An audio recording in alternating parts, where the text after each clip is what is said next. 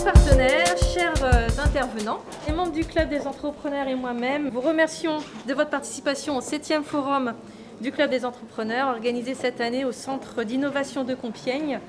Et c'est avec un grand plaisir que nous vous accueillons. Une fois que j'ai l'idée, on arrive sur la partie projet. Le projet, je commence à écrire concrètement mon projet sur papier. Au début, ça démarre par une page blanche et puis on va la remplir au fur et à mesure. Et puis très vite, on va mettre les partitions, les notes dans les partitions puisqu'on va parler de la partie financement. On va essayer de voir si le projet est viable et si le projet est viable, on va aller plus loin. Et là, on passe à l'étape suivante qui est la création. Alors, je fais juste un parallèle. Ce qui est intéressant, c'est que le business plan, il arrive entre le projet et le financement. Il faut présenter les éléments pour après faire la validation financière. Ensuite, il y a mon étape de création, immatriculation à la chambre de commerce, chambre de métier ou ailleurs. Et puis après, il y a le suivi de mon entreprise. Donc nous, on va s'attacher aujourd'hui sur la partie business plan. Les financeurs, vous regardez 4 points importants sur un dossier. Premier point, c'est l'homme avec un grand H. Est-ce que j'ai les expériences pour entreprendre dans le domaine d'activité dans lequel je souhaite ? Est-ce que j'ai les motivations? Mais ça, généralement, la motivation, on l'a. Et après, est-ce que j'ai les connaissances? C'est-à-dire que si on a un porteur de projet qui arrive et qui, dès le début, n'a pas un minimum de chiffres sur un marché, le dossier peut être très très vite replié. Ce tableau-là a pour objectif d'anticiper. Voilà. Il y a des outils aujourd'hui bancaires qui existent. J'avais été voir une boîte qui faisait 1,5 million d'euros de chiffre d'affaires et la dame m'a montré son tableau de trésorerie, sauf qu'elle n'y comprenait rien.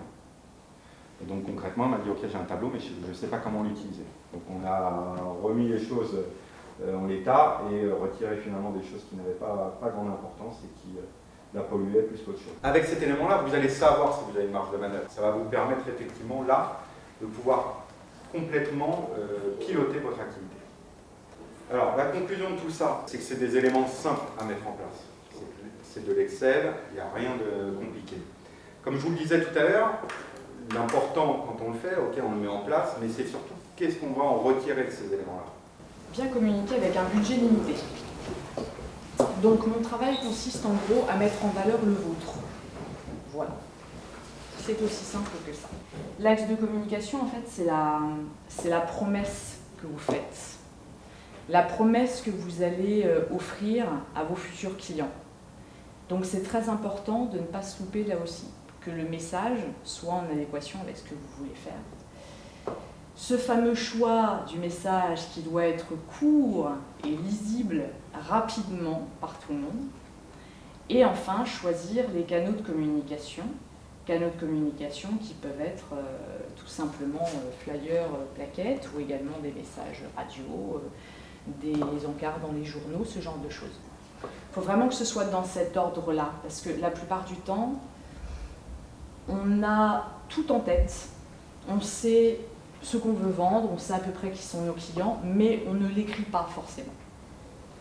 Et c'est important de le faire, de se poser et de le faire. La charte graphique comporte le logo, bien sûr, comporte également les couleurs qui vont être utilisées et qui vont être l'identité de l'entreprise, même si personne ne se pose la question de savoir si telle entreprise est vraiment jaune, verte, etc.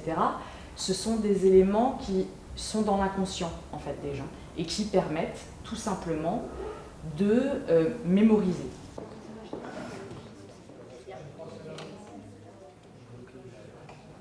Quand je publie rien, j'ai personne qui aime la page. Donc il n'y a pas d'activité, donc il n'y a rien. Je ne peux pas savoir si un jour ils vont m'acheter mon produit. Et c'est peut-être important aussi de voir justement voilà, la pertinence des mails, etc., ou des mots-clés, etc., pour voir voilà, si vous faites des posts, des articles tous les mois, savoir comment les orienter, quoi, pour optimiser ce temps que vous allez prendre à faire un article. Ces 4 heures-là, si c'est un professionnel qui le fait et vous avez plus de temps pour aller sur votre cœur de métier, je ne sais pas si vous vendez quelque chose par exemple, et optimiser ces 4 heures en vente, quelque part, peut-être que vous allez gagner plus que 100 € en vendant pendant 4 heures qu'en écrivant des articles alors que ce n'est pas votre métier, etc. En fait, voilà, il faut juste, c'est ça le truc, c'est que vous trouvez le juste milieu, savoir, voilà, mon temps, je sais que les réseaux sociaux, malgré tout, pour ceux qui les utilisent, ça prend beaucoup de temps, beaucoup de temps. Donc si ça prend, je ne sais pas moi, 5 heures par semaine, est-ce que c'est valable? Est-ce que j'ai un retour? Donc là, c'est pour ça, il faut vraiment analyser les retours. Je ne sais pas si tout le monde a un site web aujourd'hui. De toute façon, on est tous d'accord que c'est votre carte de visite sur le web, quoi. C'est le minimum qu'il faut avoir. On est d'accord aussi que c'est la première chose que les gens vont regarder. Donc c'est la première image que vous allez donner de vous. Donc en fait, si vous, par exemple, vous prenez un site parce que vous n'avez pas d'argent, un site gratuit, et que votre site il se retrouve avec 3-4 pubs qui n'ont rien à voir avec votre site, etc. Bah, la première image qu'on va donner de vous, bah, c'est de se dire, bah, bon, oui, enfin, le site il n'est pas génial. On ne vous connaît pas, on va se dire, bah, s'il n'est pas génial, peut-être que le professionnel n'est pas génial. Donc il faut faire surtout attention à son image, quoi.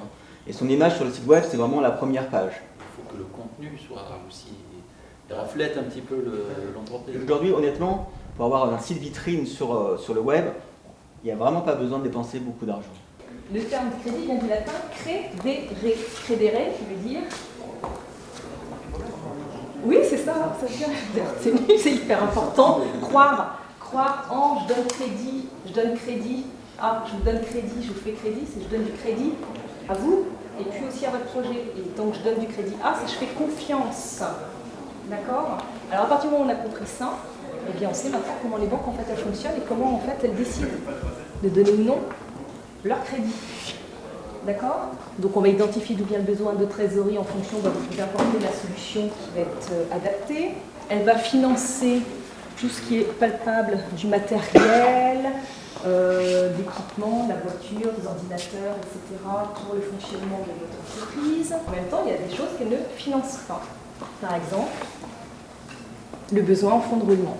On ne finance pas les stocks, on ne va pas financer la rémunération du dirigeant, on ne va pas financer la rémunération des salariés. Les différentes pénalités que vous pouvez mettre, donc là il y a tout un ensemble de choses qui vont, c'est un intérêt supplémentaire qui va vous être attribué en cas de retard.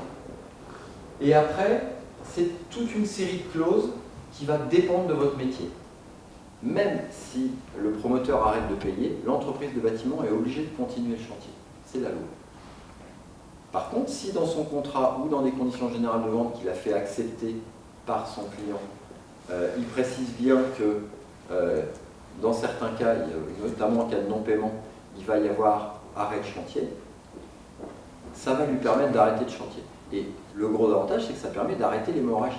Document contractuel suivant, c'est tout ce qui touche au devis, bon de commande, c'est tout ce qui va venir en amont de votre travail pour établir le contenu de votre travail. Et quand je dis le contenu, le prix, c'est une partie du contenu en fait. C'est un des éléments du contenu. Le contenu d'un travail, c'est cette chaise, c'est un contenu.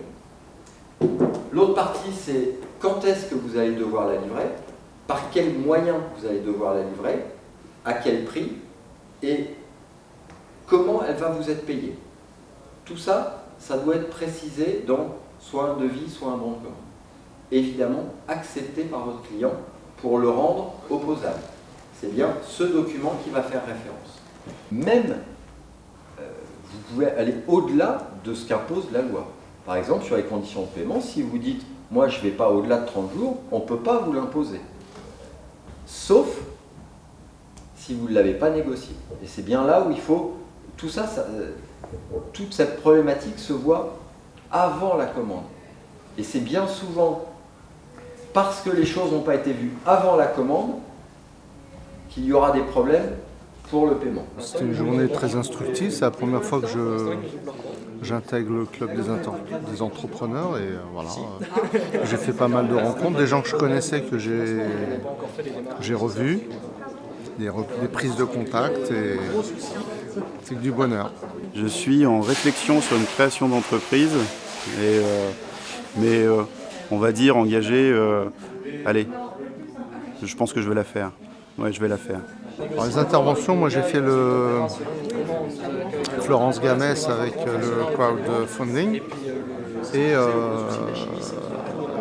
tout ce qui était sur la préparation du projet, notamment avec Olivier Bourdon. La journée a été extrêmement riche et a permis de développer du réseau, trouver des contacts, aller chercher les informations qui me manquaient dans le cadre de la création d'entreprise que j'envisage. Les sujets vraiment très très intéressants et qui permettent d'avoir une première approche pour le business plan par exemple, de voir quels sont les moyens financiers qu'on peut récupérer, qu'on peut aller chercher pour développer plus rapidement son activité. Voilà, donc globalement quelque chose, un événement plutôt bénéfique et qui, moi, va m'être très très utile dans les jours et les semaines qui suivent. Très bien passé, on a passé un bon moment, convivial, on a appris des choses, idéal.